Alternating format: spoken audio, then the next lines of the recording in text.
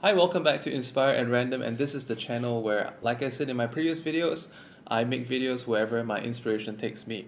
And in this video, I'm going to be talking about an aspect of manifestation that's very, very crucial. It's about one of the ways of perceiving your manifestation, because a lot of people have this obstacle with regards to manifesting, whereby you are not looking out for the right cues, and sometimes the signs may already be there, but you're not noticing it.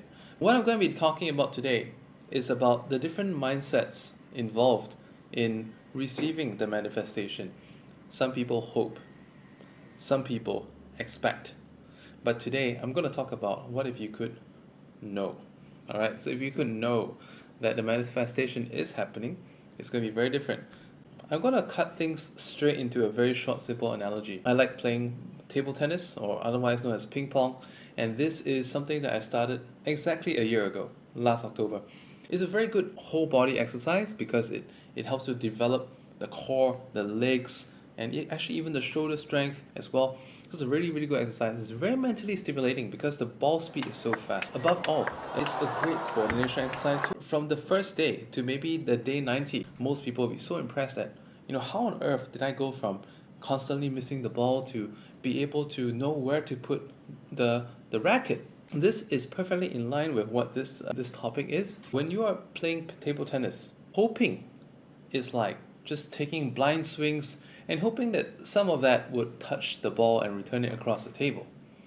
You might touch the ball, but will it go across and land within, or is it going to be out? Next, expecting.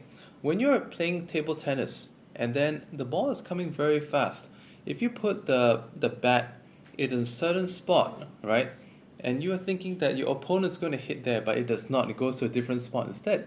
That's the problem with expecting. So when you're expecting, you're actually limiting yourself to a certain outcome and not factoring in any other way of doing it.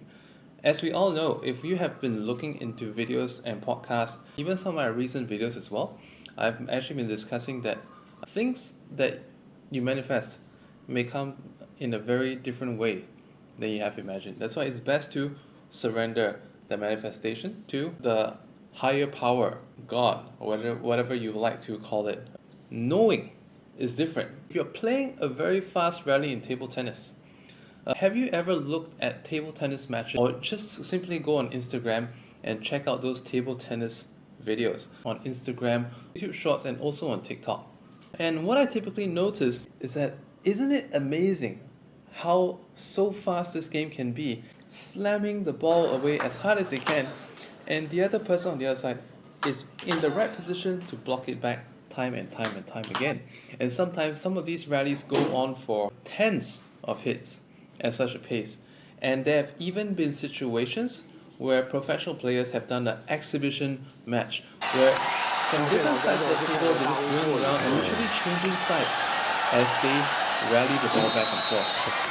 How is this possible? It's kind of like when you hit the ball back and forth at a very fast pace.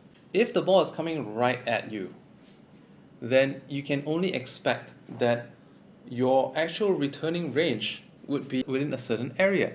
And if you return the high ball again and he hits it again, his options are again very limited. The reason why this happens in table tennis is because players will realize while they can change the direction of the ball that's oncoming to them, they cannot change the direction by too much, because at the higher speed, the higher the chance of error. It's almost narrowed down where the trajectory of the ball can be.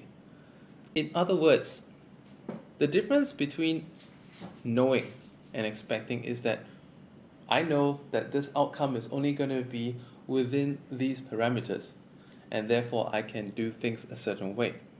Let's say if you're manifesting for a business goal, a relationship goal, and you're not just simply expecting it to happen. You know that it will happen within certain boundaries.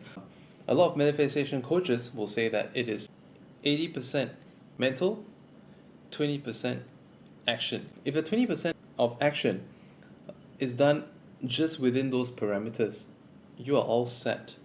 And this means that if you're playing a very fast ping pong rally, the trajectory is so narrowed down.